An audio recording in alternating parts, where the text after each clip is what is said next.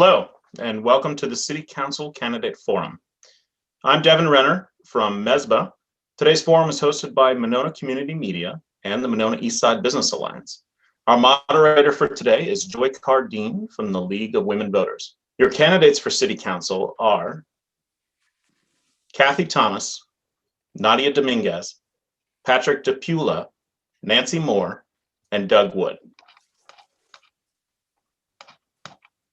Thank you. It is my pleasure to be your moderator for this Monona City Council Candidate Forum.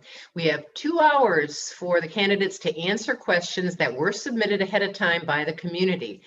Some have been slightly edited for brevity, clarity, and fairness so that all of the candidates can address the issue raised. We are not able to take questions live from the audience that's watching on YouTube. Let me briefly remind you of the rules that are in place for this forum. You will have 1.5 minutes to answer each question. Our timekeeper will give you cues and let you know when time is up. Please honor these time limits and don't make us use the mute button. I'll jump in when time is up. Please answer the question asked and do not reference the other candidates in your answers. No personal attacks, please. I will alternate the order in which candidates answer the questions. You will also have 1.5 minutes for opening statements and closing remarks. The order was randomly selected, and I will call on you when it's your turn. We will start opening statements with Kathy Thomas. Hi, my name is Kathy Thomas. First, I want to thank MESBA, Monona Media, and the League of Women Voters for putting on the forum. By way of introduction, I'm a longtime member of the Monona City Council, and I have served on most of the city committees. I've also been involved in community service for as long as I can remember, including PTO President, Youth Hockey Board, Festival Committee, Parade Committee, fundraiser for the Dream Park, the library, Monona Pool, and chair of the 75th anniversary. Currently, I serve on the Monona Education Foundation, the Library Foundation, and I'm president of the Senior Friends of the Senior Center, in addition to my time on the council.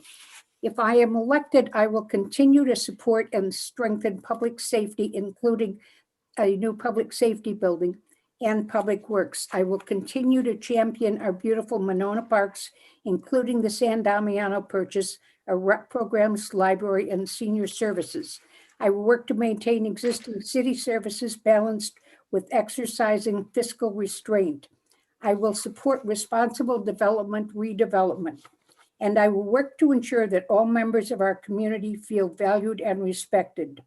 I am proud of and I am deeply committed to Monona and the people who live here, and I hope to continue my service on the council. Thank you.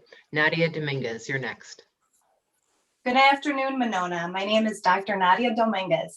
I'm not political. I have zero interest in politics. I am, however, interested in government that is run efficiently, ethically, and with the interests of its people, all of them.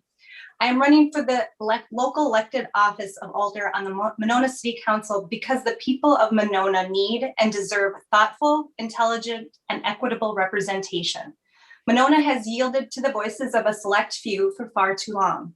The inequity of taxation, the injustices against the marginalized, unilateral decision-making, and unrestrained spending of Monona residents' hard-earned money needs to end.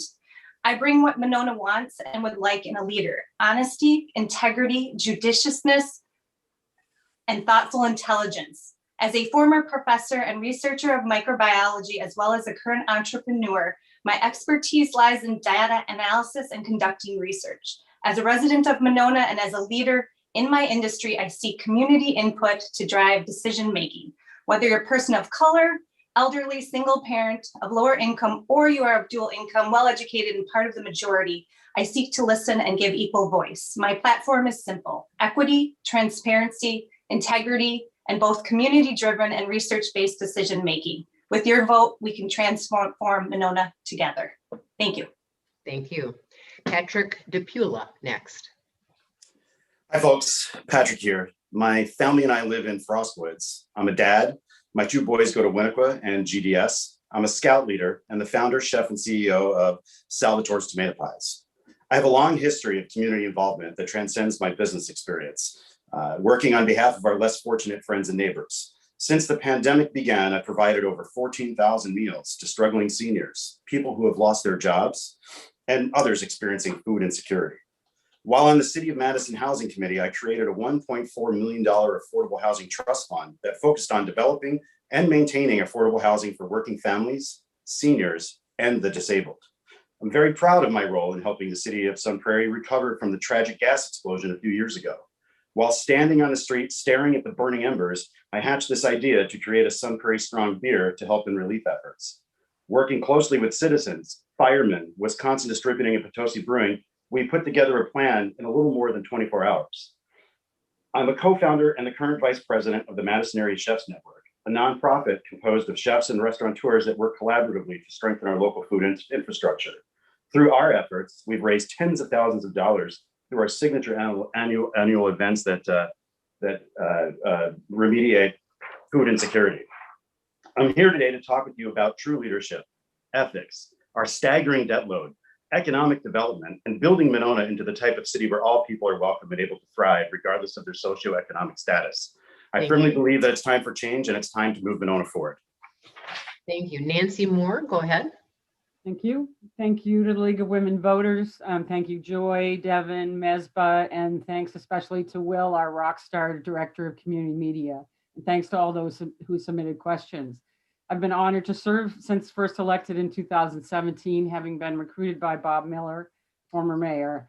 Currently serve as the chair of the Plan Commission, Sustainability Committee, City Facilities Committee, and I also serve on the Public Safety Committee and the Long-Term Facilities Advisory Committee. I've previously served on Transit, Parks and Rec, and chaired the ad hoc committee which led the design of the Grand Crossing Park at the riverfront.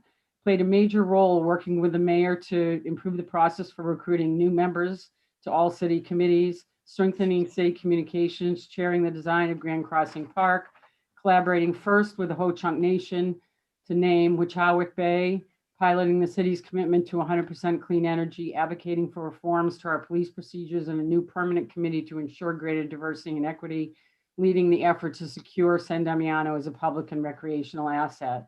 My priorities moving forward are sustainable, smart development on Broadway and Monona, continuing to champion diversity, equity, and inclusion with members representing that diversity, advancing the development of a sustainable public safety building and long-term vision for the city center, increasing diversity and affordability and housing available, and facilitating the development of a community-based vision and master plan for San Damiano and the generation of private capital to ensure its completion. Thank you. Thank you. First question is, what characteristics make you, oh, I'm sorry, Doug, go ahead. I apologize. That's all right. My name is Doug Wood. I'd like to also thank WVMO, Mesbah, and the League for facilitating this forum. I have lived in Monona over 35 years, and I've served on the city council for a little bit over 20 years in two different time periods. I've been elected president by my council colleagues on several occasions, and I'm particularly proud that I'm currently the council president, having been elected by my 5 female colleagues. I'm also very proud to be serving with the first female mayor in the history of the city of Monona, Mary O'Connor. In my time on the council, I've been particularly happy with the park improvements that I played a leadership role in, the increased library funding, which is a subject and a place near and dear to my heart. I was involved in the Monona Drive project from beginning to end. I'm very proud of our AA+ bond rating and our robust rainy day fund. I'm also committed to the work, continuing the work that we've begun on social equity and justice, and on purchasing and preserving the San Damiano property, which would probably be the most important thing that's been accomplished in the time I've lived here. So I ask for your vote on April 6th or whenever you vote before that. Thanks. Thank you. And Doug Wood, you are first with the first question. Okay. What characteristics make you a good candidate?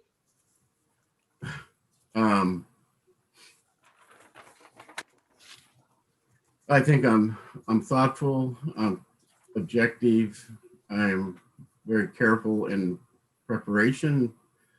I obviously have a lot of experience on the council and in the community, in addition to serving on the License Review Committee, which I chair, the Parks Board, which I chair, and the CEA. I also serve on the Greater Madison Metropolitan Planning Organization. But yeah, primarily I think I care about the community. I love this community. I'm living now in the third house that I bought in the community. And the first two I bought when I was not involved in city government. I just, I love it here, raised my family here. I now have 2 stepchildren in addition to my 4 kids who went through the MG schools. I have 2 stepchildren that are also going through the school district. So yeah, I think I know the community and I really care about the community and I want to move us forward. Thanks. Patrick DePula. Thank you. Again, I've got a lot of experience as a CEO, and I bring a bit of business experience to the council that doesn't exist currently. I've built an enterprise. I know what it's like. I know what it's like to analyze budgets and work within them, because if we don't, then we fail. So it's a little bit different than municipalities.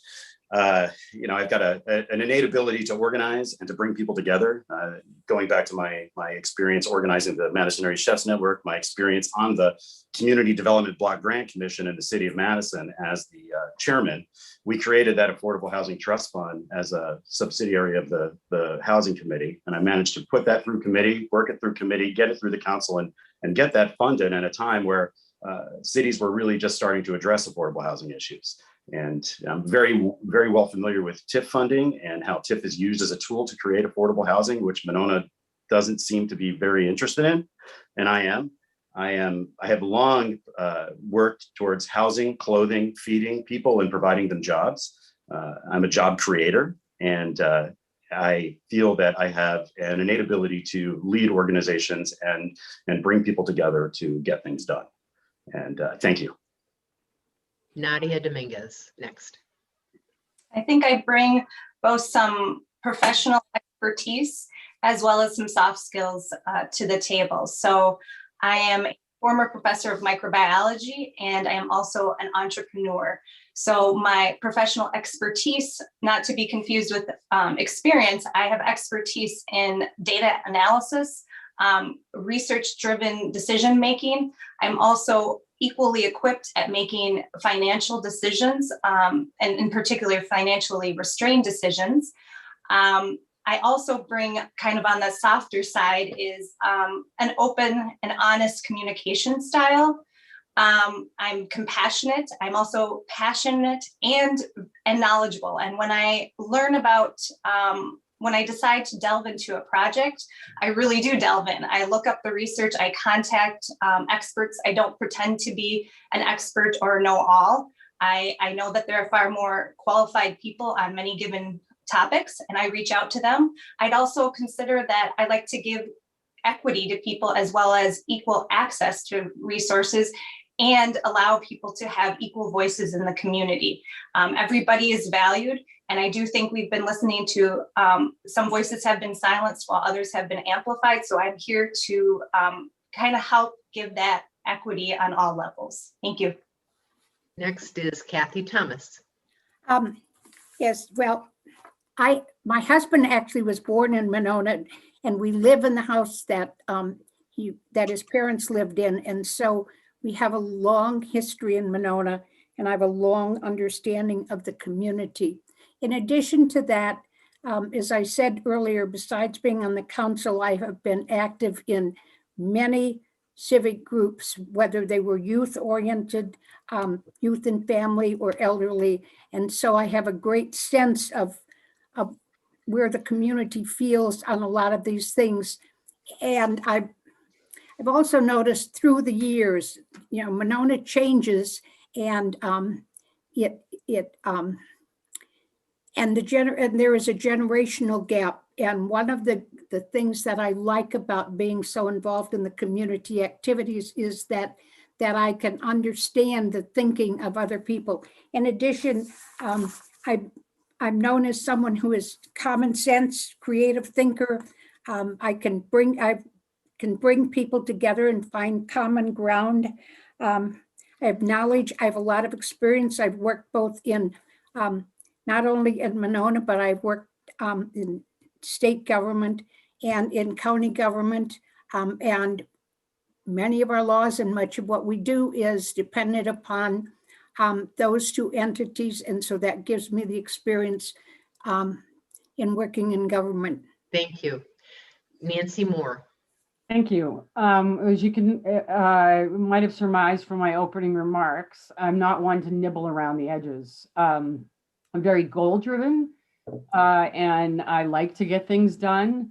I tend to gravitate towards bigger, sometimes hairier projects that require vision, strategic as well as tactical thinking, data analysis, attention to the big picture, as well as getting right down to the minute details, all of which comes naturally to me because I've been an independent organizational consultant since 2001, since 2009 in land and water conservation. My practice is nationally based, so I've been running my own business since 2001. And in that business, I guide and facilitate clients in around their visioning, around goal setting, around strategy development, around improving their processes, evaluating programs and services based on data, among other things. And you know, all of that comes to bear in my work in Monona. I love this community. And I've only learned to love it more as a result of being on the council, and I want to continue to work on those projects using the skills that I have and the relationships that I've built. Thank you. The next question: what inspired you to run for this office? Patrick, you're first. Thank you. So, a couple of things. The Broadway Southtown corridor is something that I've long worked on, going back as far as 1999, when I moved into the Broadway Lake Point neighborhood, which was before that it was known as Simpson Street. It was one of Madison's most challenging neighborhoods. So I worked with the city very closely as a neighborhood association president to work on projects that would increase the livability of that neighborhood and provide affordable housing options for people that already lived in the community. We weren't just tearing down buildings, we were replacing them with quality housing. So long supporter of the Bridge Lake Point Monona Neighborhood Center. Again, I worked with Mark Olinger that led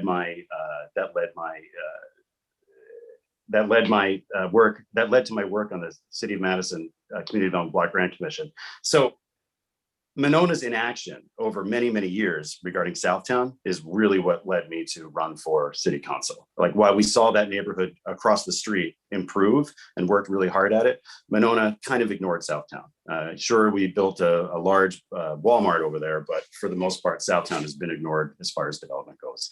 And really, I think that that's one of the last developable parcels in Monona that of significance that could really be a generational asset down the road and drive a lot of economic development. So that was really one of the impetuses. And also ethics is super important to me. And Monona doesn't have an ethics ordinance. Government officials in Monona aren't governed by an ethics ordinance. Kathy, you're next.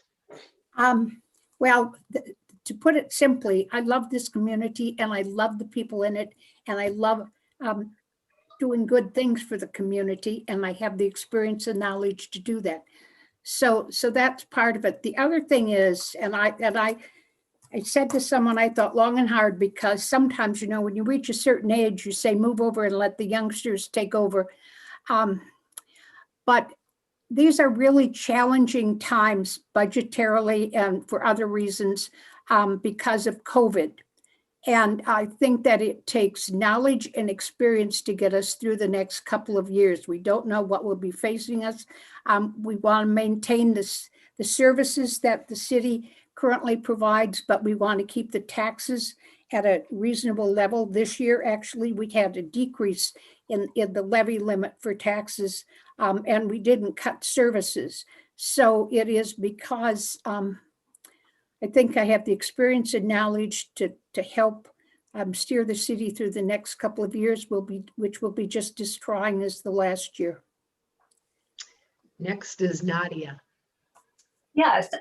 Well, I'm going to start with what actually drew us to Monona was, honestly seeing young kids biking along the street and having some friends here. So it was the community aspect that drew us here and allowed us to call this home. And as we've grown in this home and kind of gotten to know the community a little bit, a couple incidents occurred that raised some concern for me. And so I started to look into the local government and realized that much of the local government has been run by the same folks for decades. And I also started looking at things like taxation and the equity of taxation in residential properties. I then delved into the budget, looking at capital equipment versus the operating budget. So I got the data analysis bug as well as looking at equity, and realized that we need to hear more voices, and that to have somebody with a different background, not only in data analytics, but also a person of color. And also I add that entrepreneurial spirit. So it honestly was a culmination of several events and encouragement by neighbors to run. So I feel more compelled to run than anything, to give voices to those who haven't had a voice in the past. Thank you. Nancy is next. Thank you. I moved to Monona in 2007, having spent 25 years in Chicago. But Monona was not new to me. I spent more than a decade driving up from the Chicago area during the summer, virtually every weekend, to teach kayaking at Rutabaga. And, when I moved here, I expected to enjoy it. But after a few years here, like many of the people in our community, I knew it was to be my forever home. So in 2015, I renovated my still tiny house, and I truly love the community. In terms of what drove me to be an alder, it's my love of the community first. Second would be that in 2016, with the national election, like a lot of people, I was kind of shocked into kind of waking up a little bit about what was going on in our country, and wanted to contribute back to this community. And then I was encouraged, and I went for several years in front of the council and many, many committees around the development of Schluter Park. So I got a chance to experience the Public Works Committee and Park and Rec and a whole bunch of other things. And that really drove me to decide to run. Thank you, Doug. And we'll need you to unmute, Doug. Somebody had to do it. Well, one thing I want to see us come out of the other side of COVID, still operating like we were as much as we can before COVID. I'm probably one of the three biggest issues that I'm excited about is completing the acquisition of the San Damiano property, and also then preserving it. Do not want to see it developed. I want to see it remain as a park. And part of that, being able to do that, is going to involve continuing to get outside funds beyond the city of Monona taxpayers to help us with that. We got a $2 million start from the county, and we're hoping to get money from the state stewardship fund, as well as private donations. I also want to continue to work on issues of racial justice and equity. I think the murder of George Floyd and also the police incident right here in Monona on June 2nd were kind of eye-opening for people. And we immediately began looking at what work we could do. Finally, I want to continue to implement the ped bike plan to make the community more walkable, make our streets safer by getting the pedestrians out of the street and a comfortable place to walk. Thanks. Our next question. Please explain your leadership style and how you deal with a different view than your own. And we start this one with Nadia. All right. Well, that's a funny one because my husband often tells me how much I love a good debate or a discussion. So I actually encourage it. And I really am one who is driven by input and by different voices, because again, I don't have all the answers. And I do feel deeply if somebody has incurred an injustice. And so for me, it is putting the word out on an issue or allowing people to bring issues to the table. And so I think people find it easy to approach me. Part of it is I'm an open, honest, often unfiltered communicator. So I want to get to know people. I want to know what their challenges are. Of course, I also want to know what they've liked, what they've learned. So for me, I enjoy learning from people, listening to what they have to say, and use community input to make decisions, as well as get down into the dirty and look at numbers and get into the gritty, look up what research is out there. How can we find creative sources of funding, whether it's through grants or other revenue bases? How else can we come up with ways to be more fiscally responsible? So I'd say that, I'm open. Again, I'm open, and that's a key factor. Is I'm open, honest communicator. Thank you. Mhm. Nancy is next. Thank you. I would say that my leadership style is one of being a collaborator in the work that I do as a consultant, which is again conservation. You really can't get projects done without collaborating, without having multiple organizations and a lot of different people in the room to get to make heavy lifts to protect land. And so I have a very collaborative nature in the way that I work. I'm a strong listener, which of course I have to be if I'm a successful consultant. And I'm very much one to look at what's the desired outcome and then back up from there to when I'm looking at solving problems or pursuing opportunities, to look at, what's the desired outcome, who needs to be in the room, what kind of strategic decisions need to be made, what kind of data do we need, et cetera, to accomplish things. And listen to the community obviously is a huge part of that.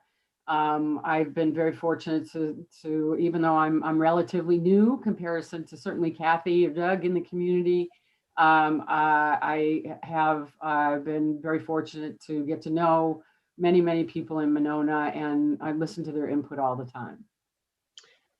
Doug, you're next. Okay. Well, first of all, I think I'm a good listener. I've worked almost 30 years as an administrative law judge for the state of Wisconsin. And in that role, some of those were fairly routine and dry hearings, but some were quite contested and emotional.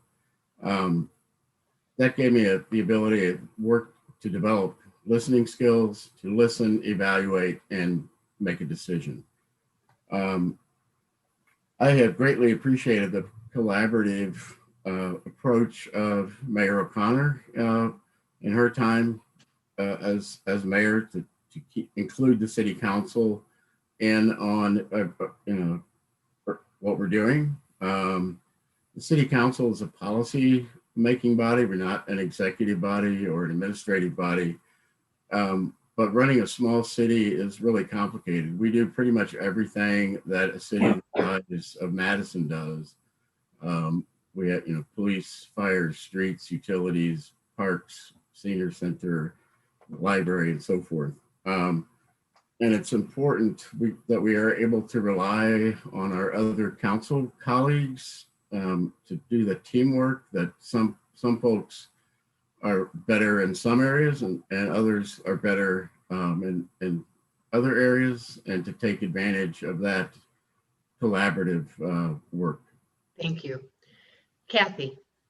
Well, first of all, I think over the years we have had people of very different views on topics that we've had, and we have only benefited from the divergence of opinions on it. Almost everybody brings something good to the table. In addition to that, we have city committees which are filled with lots of expertise to give us guidance, and so the more input that we get, the better our decision making is. Nobody, very few people have the absolute answer.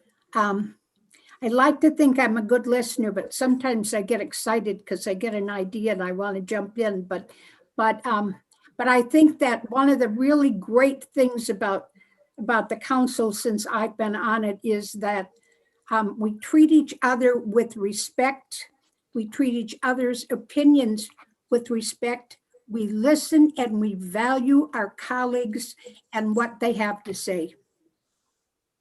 Patrick. Well, I'm an innovator. Now more than ever, I work in an industry that has been affected more than almost any other due to a global pandemic. We've been required to pivot on a daily basis. It's every day you're waking up and there's another thing that you need to worry about and another public health order that you need to adhere to. And being able to take an organization of over 100 people and pivot on a dime and retool in 24 hours to address those things is something that I am very well able to do. And I have a lot of experience doing it. I enjoy talking to people that have disparate opinions from me, and you can learn from anyone. And there's been multiple times where I've changed my opinions and changed my opinion on something because someone had a good argument or someone had a good piece of information that I was unaware of. I'm open to almost any conversation as long as it leads to some sort of solution. I like to empower people. I'm a coach. I coach my employees. I mentor them. I have a long history of leading groups. Back during the Act 10 protest, I was able to mobilize 50,000 people on the Capitol Square within 48 hours to address something that was important to a lot of people. So, and during that time, we were able to bring in national talent to provide entertainment. It's those type of big projects, those type of gigantic projects that I'm super good at focusing on and getting done. I believe in empowering people. I believe in giving people the keys to, have success in their own. Okay, thank you. Our next question, what is the single biggest challenge facing Monona today? Nancy will start. Thank you. I would say the most significant challenge is what several of us have already referenced, which is our move towards diversity, equity, and inclusion. I think that this community, like many communities in the United States, while understanding it, we have a lot of work to do. And in my consulting, one of the things that I often say is the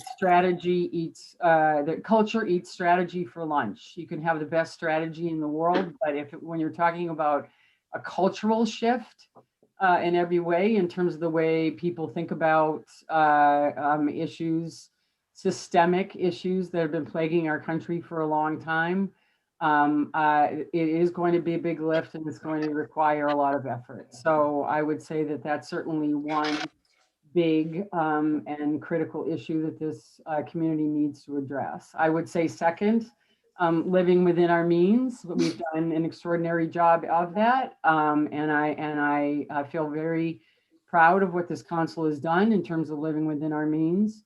But that will continue to be a challenge for a community of our size. Thank you. Doug. Yeah.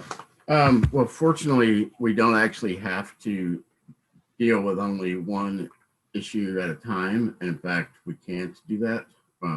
We have to multitask.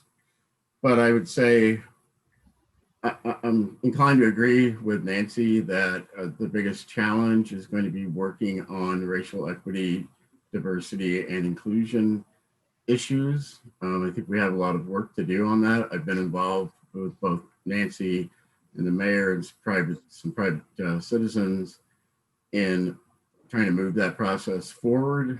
I also think the acquiring, again, the San Damiano property. I, don't want to sound like a broken record, but that 10-acre parcel is absolutely gorgeous. It will be a treasure for Monona for generations down through time. Imagine Monona without Winnequa Park, and you might get kind of a picture of how important I think this acquisition and preservation could be. Thank you, Kathy. Our biggest challenge is not solvable, actually, in my mind, and that is that we are landlocked. And because we are landlocked, we have great difficulty. Patrick talked about affordable housing or low-income housing. We have very few places to put that. We have very few places if we want to keep the taxes down. Other communities can build additional buildings. We can't do it. We don't have the land to do it. We are so limited by our size that it hampers us in lots of directions, and that's why things, and our population goes down, except for when we get, because the amount of children are going down per household, except for the apartment buildings. So, we will never be any bigger size-wise, and it's a challenge to do it population-wise. Thank you. Patrick. Okay, here we go. So Doug talked about San Damiano and Kathy talked about, affordable housing. So anyway, we're building apartment units now. None of them are affordable. So we're building apartment units now and none of them are affordable. Why? Those projects are getting TIF. They're getting tax incremental financing. But the problem here is that we're not using that tool to actually encourage affordable housing at all in any of these projects. We're building waterfront projects and providing them with government funds when we don't really have to. And you can say it's complicated. They're going to say it's complicated. The incumbents will repeatedly say the process is complicated, but I've worked on brownfield projects for a long time and it's not that complicated. It's just a lack of will to create affordable housing that has been happening in Monona for a long time. And it's constantly foisted on the city of Madison to take that responsibility. Monona's not taking care of their fair share. So on San Damiano, we're talking about living within our means, but we're spending $6.6 million to purchase this property. And the citizens of Monona haven't really heard much about this at all. In order for me to get the report and the feasibility study and all that information, I had to ask the city administrator to provide it with me. It's not even on the city's website. So we're not involving the public in the process. I'm not opposed to the acquisition of San Damiano, but I have many, many, many questions about the process behind it and how we come to these conclusions. We haven't even done a fiscal study on the potential operating costs of this property. So we're talking about living within our means, but we're spending like drunken sailors. Thank you. Nadia. I'm going to go with this as our number one challenge is actually our leadership in government right now. We're looking at decades of the same individuals running the community. So if we are going to really tackle issues of equity, and again, that equity transcends so many factors. It's not just about the social inequities and injustices, but it's also about appropriate and equitable taxation. It's about looking at different revenue sources of revenue. It's taking a look at all the things that many people don't want to look at, whether it's the data, it's the number crunching, looking at budget and looking at how we can restrain things. So I'd say, honestly, it really is that we need to actually abide by what I hear many people talking about, which is diversity, equity, and inclusion, and actually put our money where our mouths are and elect and vote and get people with different voices, with different backgrounds at the table and really truly listen and implement and empower those who have been spoken over in silence. So I'd honestly say if people really want, if they're going to talk about equity, diversity, and inclusion, they really need to change up who is in leadership. And leadership ought to be those who know something about something, those of us who have some hard skills, those of us who have the soft skills, and those of us who are willing to be uncomfortable and have those hard conversations and who actually understand listening. Thank you. Next question, what is the single greatest opportunity for Monona? And Kathy starts this one.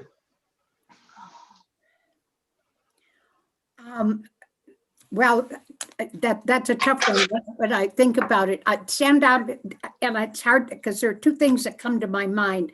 One is the purchase of San Damiano, which is a once in a lifetime opportunity.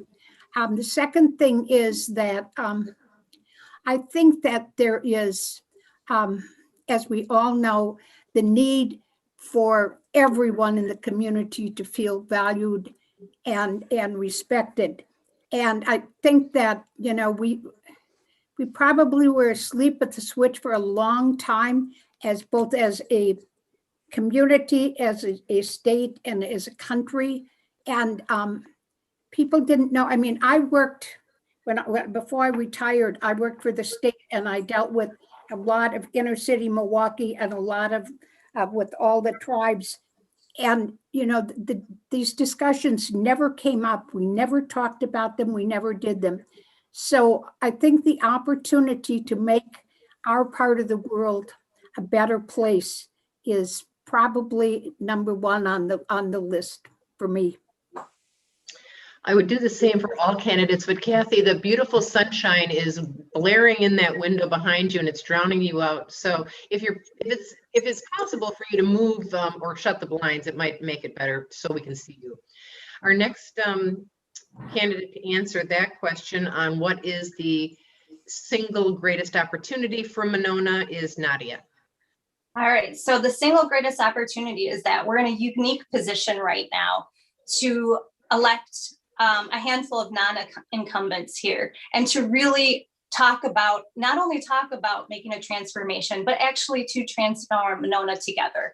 So we're looking at several candidates who really want to delve into budgets, into the data again, who want community input, who want research and community input-based decision-making process. So I think that's a huge opportunity for not only the leadership, but this community as a whole, is to really have a voice and have input and say, let's try something else.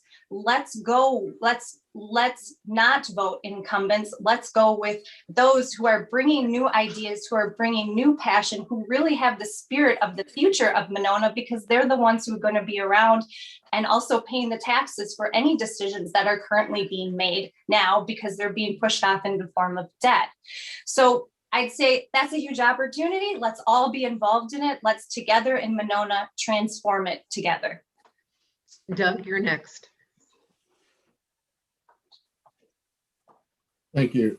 Well, as you may guess from my previous answers, I think our biggest opportunity is the acquisition and preservation of San Damiano. And again, I would say when people have a chance to get on that property and see not just what you can see from the road, the front, the lawn, and the house, but the incredible lakefront, to be able to preserve that for public use would be huge for the future of the community. We can do that and be fiscally responsible as we have in the past. We have a AA+ bond rating. That's the rating that the people in Standard & Poor's and so forth rate your bonds, and that determines to a great extent what your interest rate will be. We have raised that rating twice since I've been on the city council.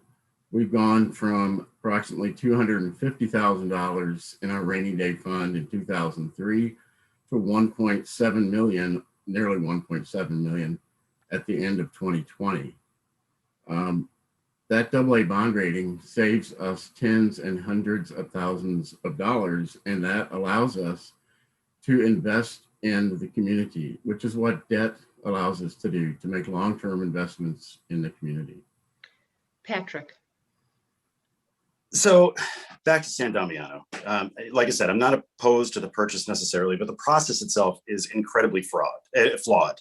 We've got $32 per 100K of assessment that taxpayers are going to pay. And no one knew this going into this. The only study that the city did was a quick fiscal study on how the $6.6 million would affect the levy.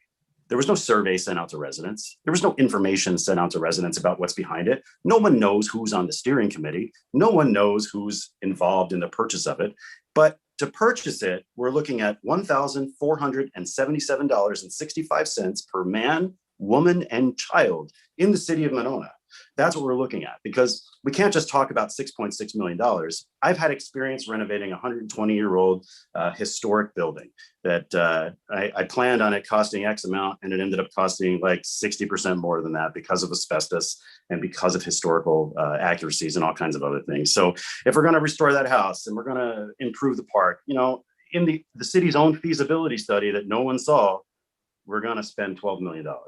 I guarantee we're going to spend $12 million, $1,477.65 per man, woman, and child.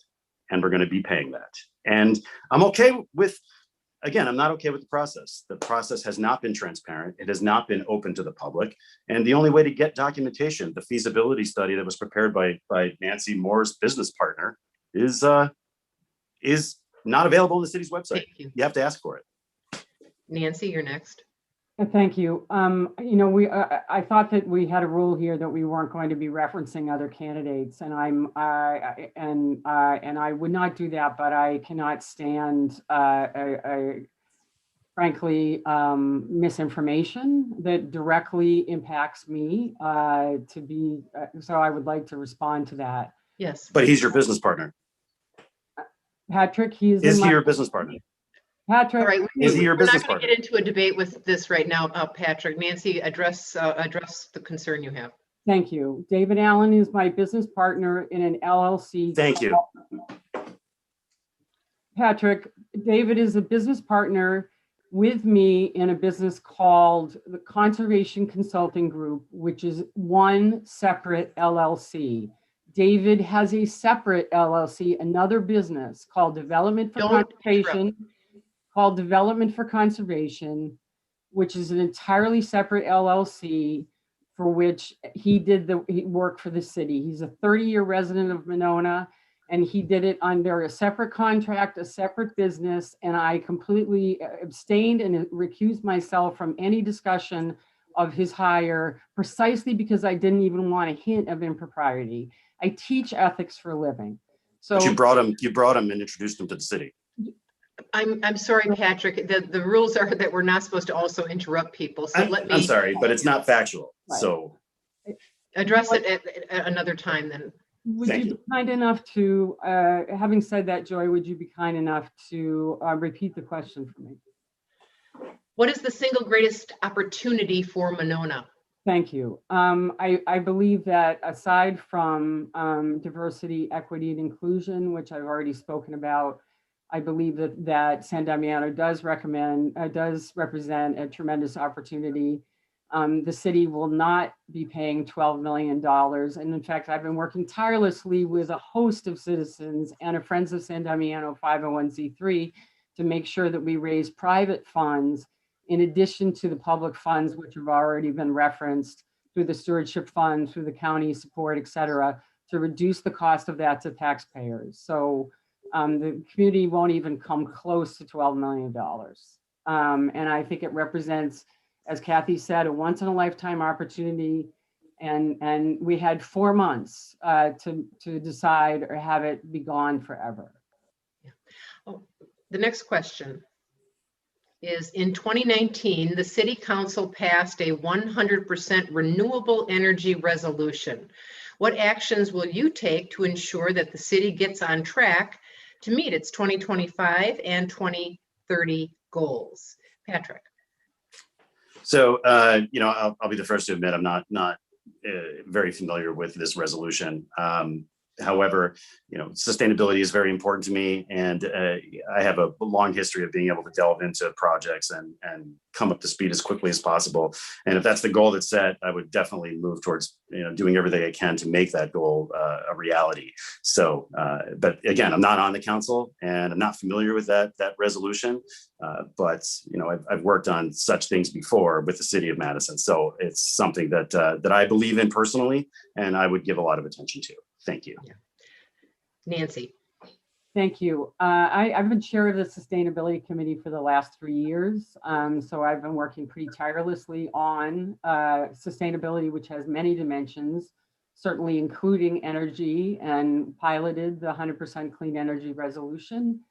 And really the energy, moving to clean energy, 100% clean energy, as Teresa Rottermark, our resident, would say, requires both a diet and exercise. The diet being reducing our energy use, and the exercise being moving to renewables. And we've been working on both of those fronts. We have solar on all of our city facilities. We've more recently transformed all of our lighting in our city facilities to LED and made other major energy improvements with our HVAC.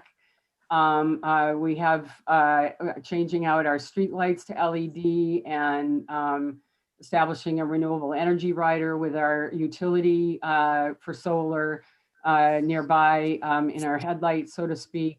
So we've made a lot of great strides and we'll continue to do so, educating the community, engaging the community, and prioritizing projects. Nadia. Yes, I am also not privy to that resolution at this point. I don't sit on the city council, so I don't have all that information in my hands. But certainly the first thing I need to do is read what the resolution, get up to speed on that as well, get the details of it. And I first look at what are our long-term goals and how can we create a timeline to meet those goals, and who are what are our resources and who is needed, what is needed to meet those end goals.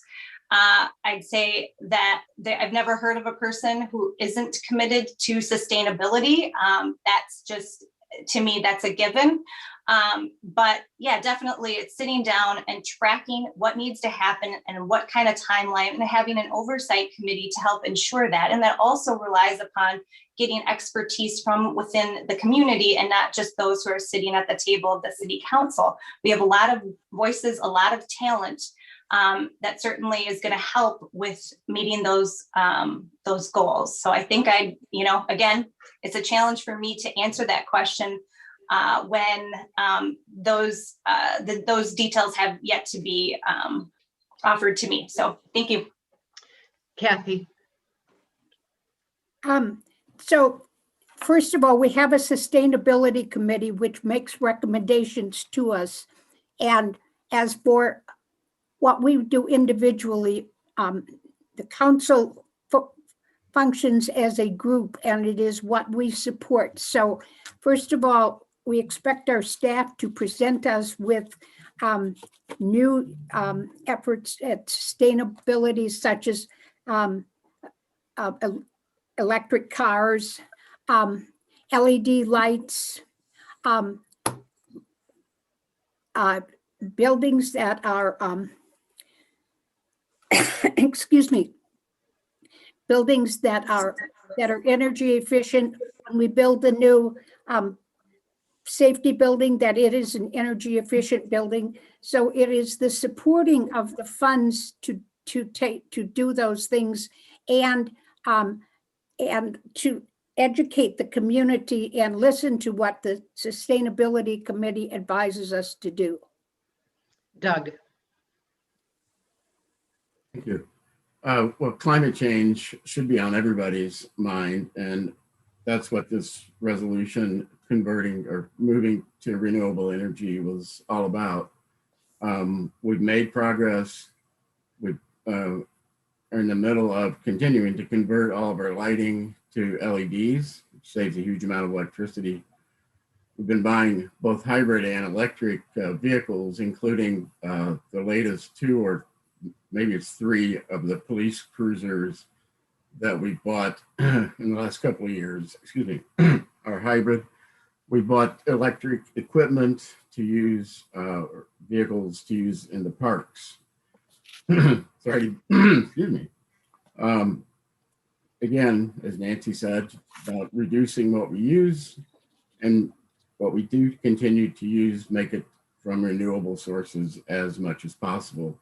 I was one of the early chairs of the Sustainability Committee, and one of the things that we tried to do at that time was to get the citywide to incorporate sustainability into everything that the city does. And we have, that didn't happen overnight, but I think now both committee members, all the committees and staff have bought into that.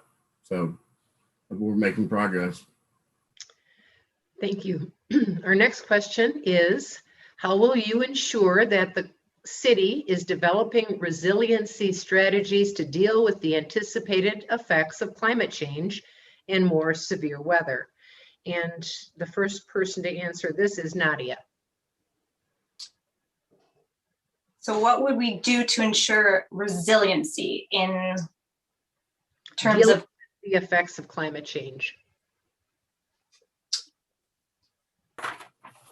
So at this point, I am unaware of what we are currently doing in terms of handling climate change.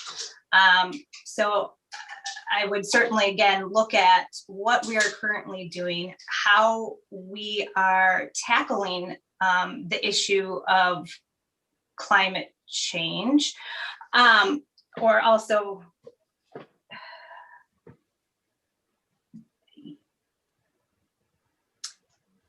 again, I guess I go back to what are we currently doing? What can be done? And in terms of resiliency, I probably look puzzled because the term resiliency and climate change are not necessarily conducive to one another. So to combat, I think we really have to go look at sustainability efforts and take a look at what are we doing again to contribute and look back at the research. And I think at this point, I don't have enough information to accurately and knowledgeably answer that. So thanks. These questions are from the community, and the next person to answer is Kathy.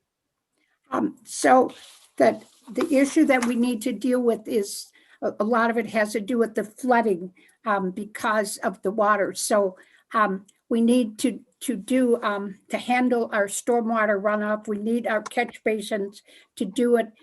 Some of the flooding, because we have high water tables in some neighborhoods, basements are flooding, and we need to try and deal with that.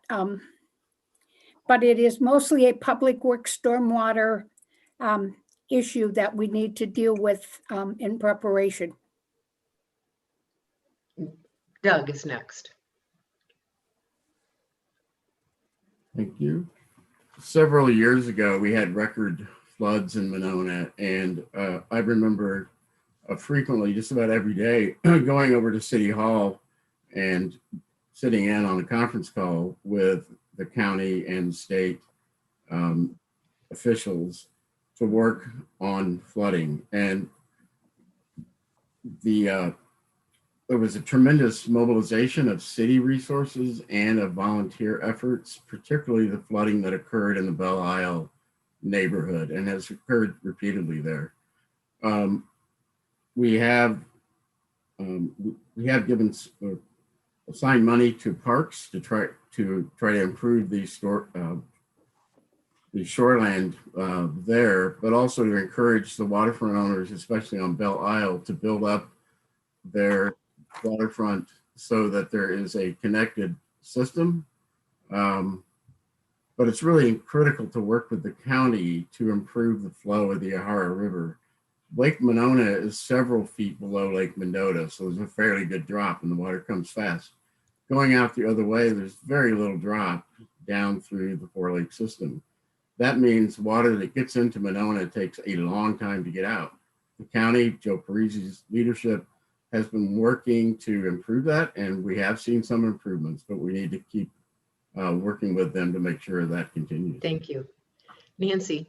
Thank you. As Doug and Kathy have just referenced, really at the heart of resiliency is our stormwater infrastructure, which we've invested significantly in all of our developments in the last in the last 5 to 10 years, we've been developing for the 100-year flood, and in some cases, where possible, even thinking about more than the 100-year flood, since we've had several already due to climate change. We redesigned actually some of the work at the riverfront to make sure that we could do everything we could given the water levels there. We also have adopted as much green infrastructure as we could, as we can. We've changed our standards around things like bioswales and with our stormwater catch basins. And we're looking at additional green initiatives right now, including adding solar as part of our TIF financing for future districts. So we're we're all in doing what we can to be as resilient as we can. My house was one of the houses that was sandbagged several years ago in the flood that Doug mentioned. So I'm a water baby, so I definitely appreciate the challenge brought on. Thank you. Patrick. So during my time on the Dane County Board of Supervisors, we talked about the lake levels quite a bit, and it's a little known fact that the lake levels are driven in part by wealthy landowners on Lake Mendota that insist upon having high lake levels to make sure that they're able to use their boats and get their boats to the shore. So and one of the incumbents mentioned that the downstream is super important when it comes to flooding, and that needs to be maintained and dredged. But we're talking about how much phosphates we're putting into the lake from farming communities around Dane County. Organic farming is something that I am so familiar with. We, definitely lead the effort in using organic farm ingredients in my professional life, and it does reduce runoff into the lake, and it does reduce pollutants into the lakes that creates growth downstream that impedes the flow. We can think outside of the box. We can create a solar farm in the municipal complex. We could do a land swap, or at least explore doing a land swap with Winnequa School, and then get solar panels on top of that entire roof, and definitely offset some of the energy use in here, and we rely on fossil fuels for here in Monona. There's a lot of things that we could do, and it just takes thinking outside of the box in order to try and get those things done. It's not I don't know what the city exactly is working on, but I can certainly bring some ideas to the table. It's Monona government doesn't necessarily have a record of being innovative. Our next question is about parking. Parking is a big issue for renters within the city. What are your plans to support sufficient parking options for residents? This one will be started by Nancy. Well, one of the things that I am pleased to see us do is that we're, as Doug has referenced some as well, we are building additional infrastructure to provide alternatives to parking, which is to say that we passed a bike ped plan that will guide the future development of sidewalks that here, and we put in our first sidewalk in many, many years. Recently on McKenna Road, and we actually have a bike B-cycle proposal in front of us at City Council right now. First learning about it at the City Council level on Monday night. And we're looking at the bike loop as well. So we're trying to encourage as much non-vehicle use as possible, because that's part of our resiliency, frankly. And we're very attentive in the Plan Commission. I chair the Plan Commission. We're very attentive at the Plan Commission to make sure that our parking standards are held high, to make sure that we don't shortchange the parking that's needed in our small developments, for instance, where Sal's Tomato Pies is, all the way up to big developments like the riverfront. Thank you. Doug.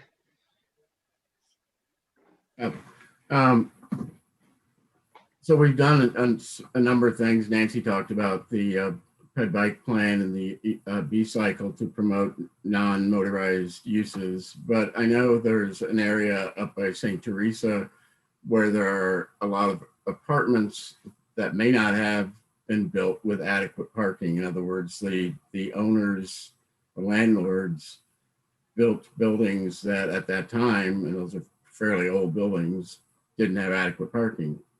We have to, we have to be sensitive to the needs of those people if they need to park on the street, certainly.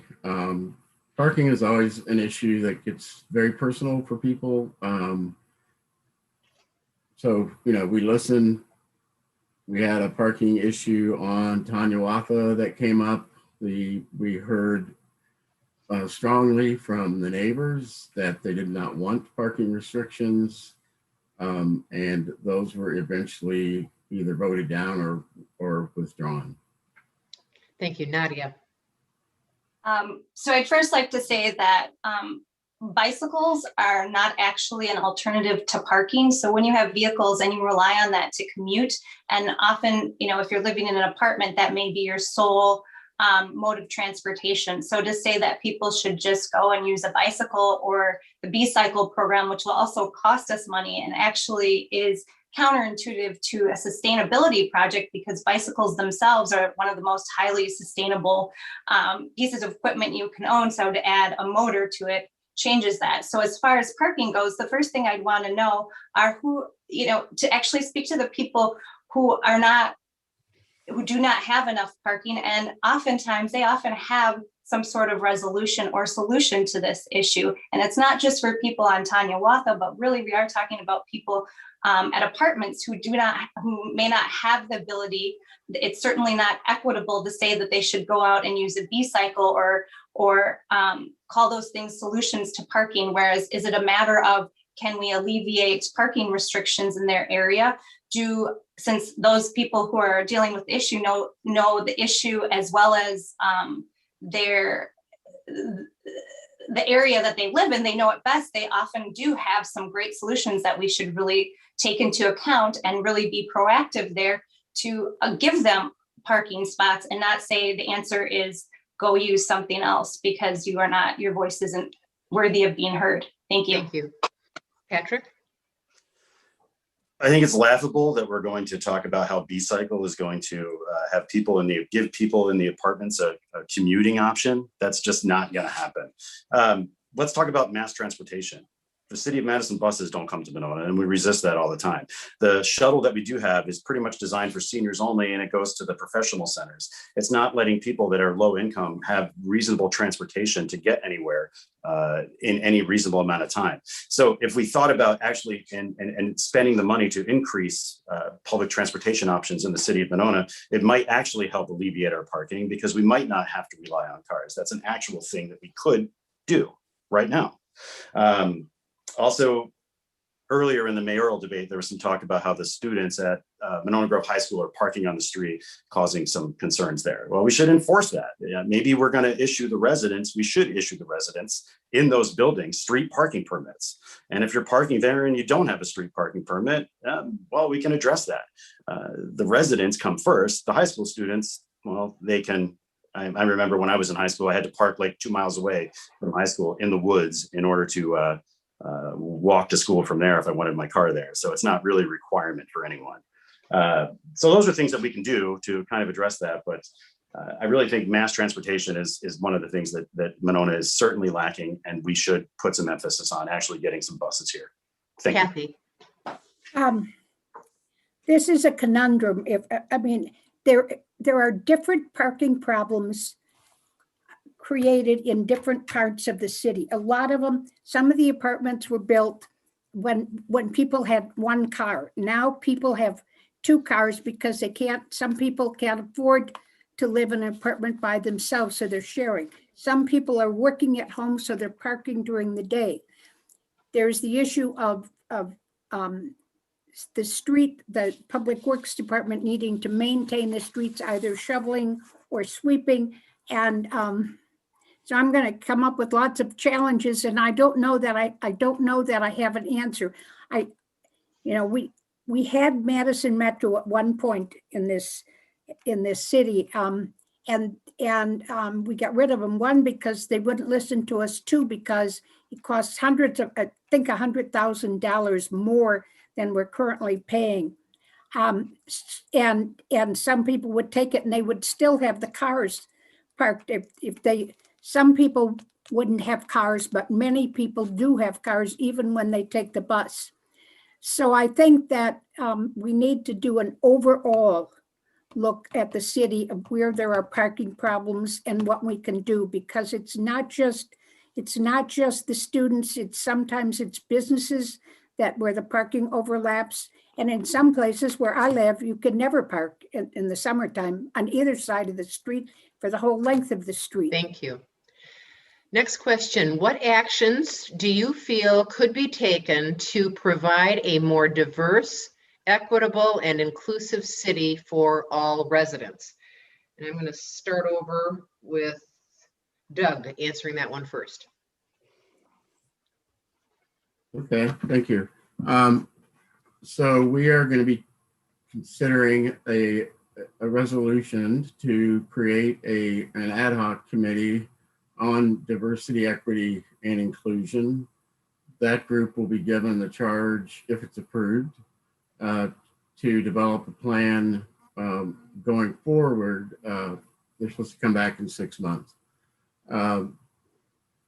Right now, we are working with the Nehemiah Center, both on internally, with staff to improve their awareness of implicit bias.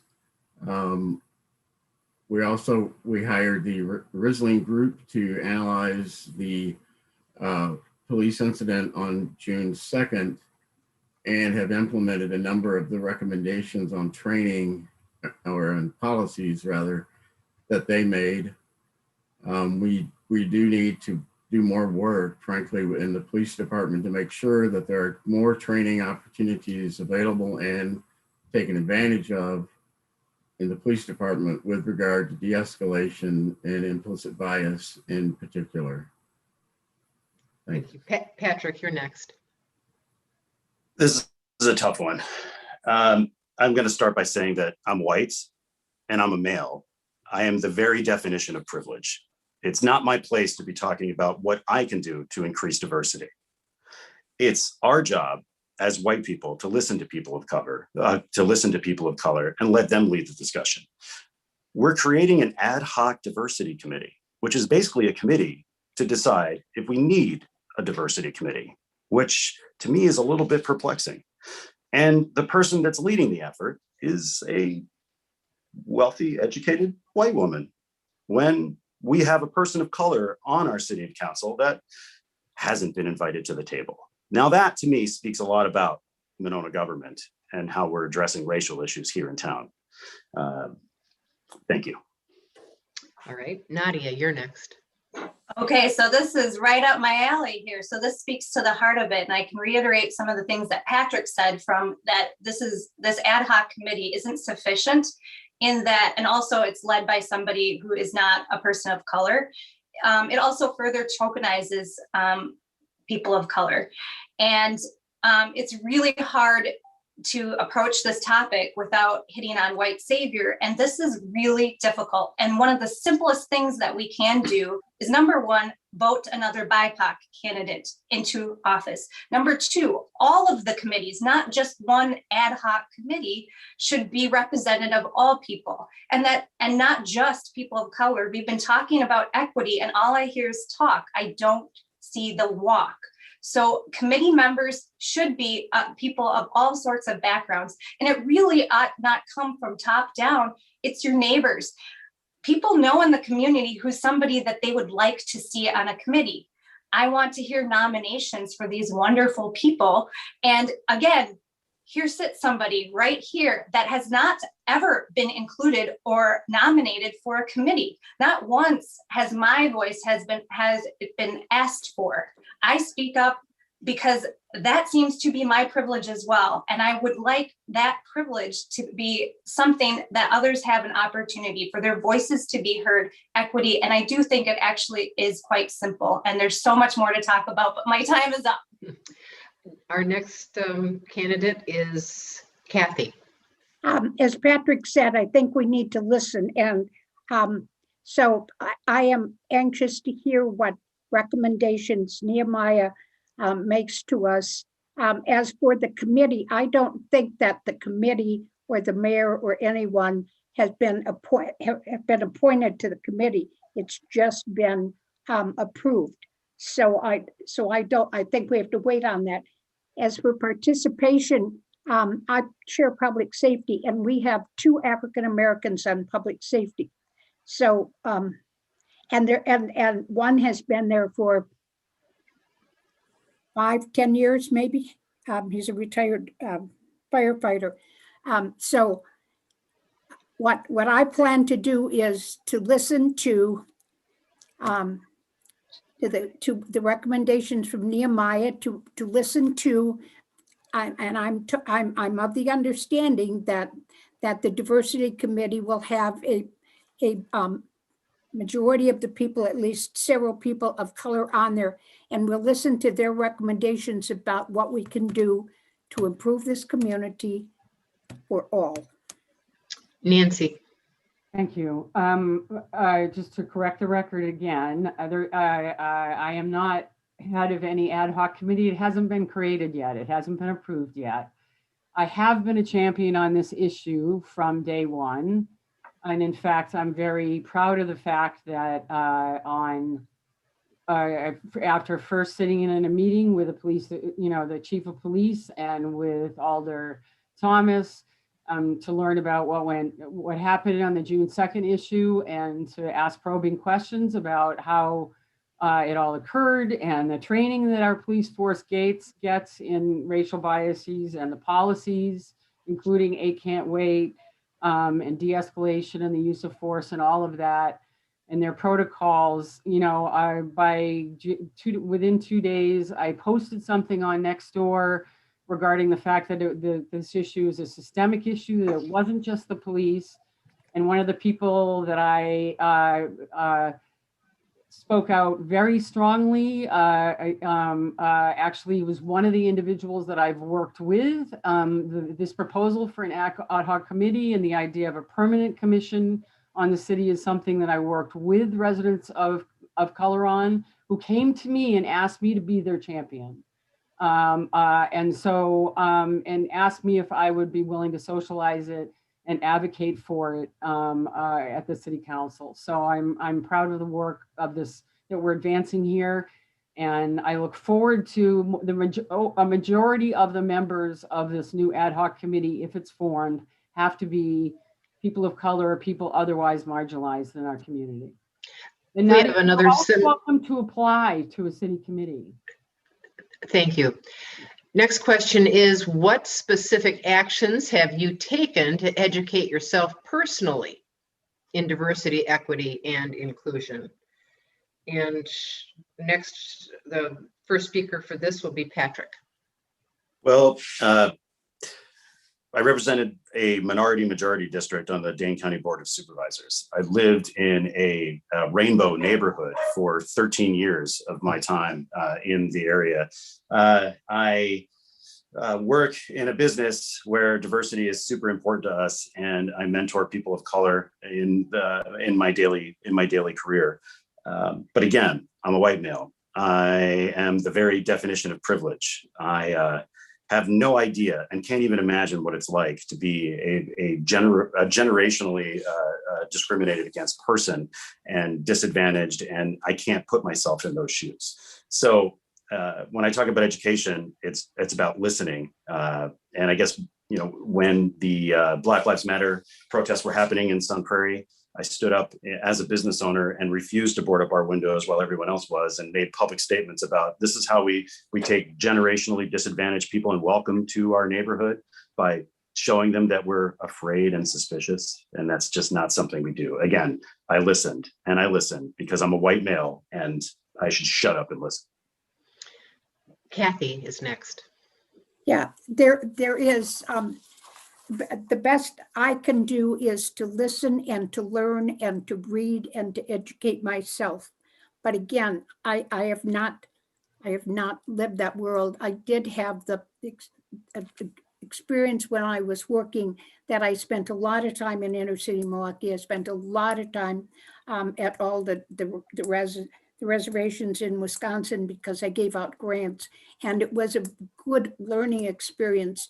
But I can't imagine, you know, what they're going through. Even no matter how much I read, only when I hear things firsthand do I recognize how awful it can be for them.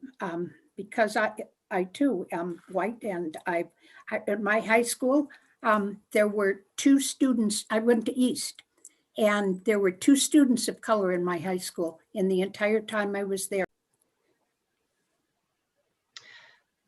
Next is Nadia. All right, thanks. As a Latina, I am both a female and a person of color, and I have seen and felt inequities, biases, and injustices firsthand. And though I have experienced some of the negative effects due to systemic and unconscious bias, I cannot and I will not experience the same injustices and biases, say, that of a young Black man, or what he has experienced or will have experienced. Those of us who have been marginalized will have our own experience, and some far more atrocious, including the Keontae Furge incident, not the June 2nd incident. That was a human being. We need to, and this isn't about just me, this is about us as individuals and as a community. We need to do better. We need to undertake some introspection, look into ourselves, and acknowledge and evaluate our own biases. We all have them. The key is to recognize and to act consciously to remediate those biases and create a more diverse, equitable, and inclusive community. It's simple. We need more diversity of voices in our government committees. We need to track whose voices are being silenced and who are being amplified. Then we must mediate that with action, affirm and support those voices and ideas that are not being heard, addressed, or acted upon. We need our friends and our neighbors to nominate those who have been marginalized and those who cannot, because they're the ones who drive the change. And a few easy things: get involved. And also, support people, whether they're your neighbor, they're a local businessman. Thank you. Okay. Next is Nancy. Thank you. Anna, I believe the question was what I personally am doing, and I too have been privileged because of the color of my skin. And although I certainly have experienced sexism over the course of my life, what I have done personally is that I've been doing, especially in this COVID time, I've been doing a lot of reading and doing as much training online as I possibly can, because it's obviously my bias is towards, and we all learn differently, and my bias is definitely more experiential. I'd much rather be sitting down with people and engaging people, but obviously during COVID that's been difficult. But I have been, for instance, I've been diving into not just the book White Fragility, but the work of Robin, its author, Robin DiAngelo, and the training work that she does. And there's a nonprofit blog called Nonprofit AF. It used to be called Nonprofit with Balls. That's one of my favorite blogs, and that I've been following for years. And that's by a guy out in Abu Lay, who's Vietnamese, out in Seattle. And Doug. Thank you. Well, first, I think we need a dialogue, and I don't know that it's helpful if we're going to be attacking each other to establish a dialogue. It's true, obviously, I'm also a white male, privileged, but somewhat privileged background. I grew up in Southern Illinois in a multiracial community, but also segregated schooling in my early years. So I observed racism firsthand there. Anyway, I'm a white male. There's nothing I can do to change that. people who look like me and their attitudes and behaviors have been a big part of the problem. And so I think we also need to be part of the solution. Just to say, listen, listen and shut up. Well, after we shut up, after we've listened, we also then need, to work together on change. Personally, what I've done, I read. That's what I do. That's kind of my thing. Love to read. I read a number of books in 2020 that were really impactful. One was Slavery by Another Name by Douglas Blackman, about the period after Reconstruction in the United States. And if you don't know about Reconstruction and what happened after it, you don't know the history and you don't understand the United States. And I'll stop there. Thank you. The next question is, how has the pandemic changed your thinking regarding serving all citizens of Monona? And Nadia is first.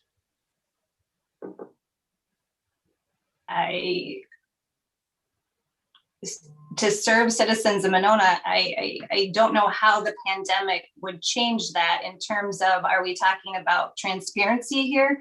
So I think that's a great opportunity there, is to be more transparent. For instance, having meetings streamed and as well as recorded and kept online for people to really get involved. So I think in that way, the one way that it has changed things is it really affords opportunity for people to get involved and to hear and to learn more about what's going on in their community when it's convenient for them, because not all of them can make meetings at a certain time.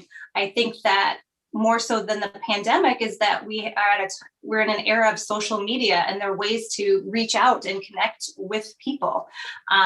So I'd say that going forward, this is really going to set the precedent for how cities, and in particular how Monona, can kind of get into the 21st century here and lead the charge in really engaging the community and hopefully engaging more people and more voices, and really create kind of that open discussion that people have been saying they've wanted. However, there's a lot of obstruction in terms of recording these, because it's an expense apparently to push a button on an iPad. So yeah, I think it's a great opportunity right there. The pandemic has actually done something for us. Thank you. Nancy. Thank you. I do think that the pandemic represents an opportunity around communications. And we have been discussing broadcasting all of our meetings. It has nothing to do with our discussions around that, have zero to do with our lack of interest in transparency. They have everything to do with in some cases, personal privacy, because for instance, in zoning committee meetings, it might be disputes between neighbors that should not be aired publicly. If we're discussing a liquor license, it might be something that shouldn't be aired publicly. And further, it has everything to do with the fact that the person who would be responsible for presenting a resolution that we can vote on has not done that. And as a council, we can't act on we don't act on ideas. We act on proposals for obvious reasons, transparent reasons. We act on concrete proposals that are well thought out with the support of our staff. And so, but I do think that the pandemic has created a great opportunity. I know I feel like it's been a great opportunity being home more, not traveling as much in my business, because I would travel ordinarily, given that my business is a national business. And it's been a terrific opportunity to devote as much time and energy as I have, more than I even usually would, to this work. Thank you. Doug. Well, certainly the pandemic has made it a lot more difficult in many ways for us to reach the community and serve the community. It has created some opportunities with Zoom meetings that I think we've had more attendance at some of our meetings because people are able to attend basically from home. We had a meeting, a public hearing in the last week or so about a proposed mountain bike track in Maywood Park that we had 49 people attend, which is, may not sound like a lot, but for a park board meeting, It is. We have discussed sort of the possibility of continuing some type of recording of all the committee meetings after we're sort of through the pandemic and we can meet in person. Unfortunately, the person in the alder who was backing that didn't develop a proposal, and so we sort of wasted about a month on that. But I think it's been referred back to the community media to come up with a proposal. I attended a meeting from the UW Extension yesterday, a seminar on effective electronic public meetings, and got a lot of good ideas of how we can possibly continue hybrid meetings in the future. Thank you. Kathy. I want to thank, when we talk about pandemic and serving the community, city staff, because, for example, we can take the library, which you couldn't go into the library, so they had to be very creative in how you handle, how you get books out to people and how you check them in. The senior center, because the seniors couldn't come in, and yet the seniors were most vulnerable because of loneliness and other things, and they did drive-through and they did programs. The Park and Rec department had to, as Patrick says, think outside of the box in terms of doing a lot of their programming. Anything at City Hall, because it was closed down, whether it's the elections, whether it was getting a building permit. So I think that they adapted to it, and we all learned to love, not always, but love Zoom. It helped us with our meetings, and as has been said, sometimes people would show up. I don't know how many would have come had we not been on Zoom, but it was a great benefit to all, and I think we learned about the advantages of Zoom. But I think that hopefully we'll be able to get things back to normal, because for our police department, it was challenging because sometimes they didn't stop people because of the, no, I have to stop, because they had masks. Thank you. Patrick. I'm going to use that term again. I think it's laughable that we're talking about transparency like this. Every other city, almost every other municipality publicizes meetings because, well, the public's business should be performed in public under the brightest possible shining light. Anyone that argues against that is simply being disingenuous and saying that it's complicated and it's hard to do. It's just another cop-out about sending it back to committee and let's discuss it forever and not make it happen in some fashion. So, the city of Madison, the ALRC publishes everything. If there's questions about licenses and questions about someone's background, all of that is recorded and vetted by the city attorney. And it's up for public discussion because it is the public's business. And when you go before a city committee, you're implying consent by simply being there because it's a public meeting. I don't understand why this is so hard to grasp, why the incumbents are so strongly fixated on, well, let's get permission from our committee members in order to have them be recorded, or our committee members might resign if they have to be in video online.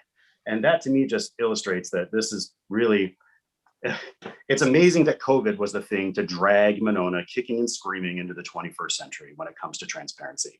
Thank you. Our next question is, what are 3 critical projects the city is currently involved in that you support? And I'll throw in a why.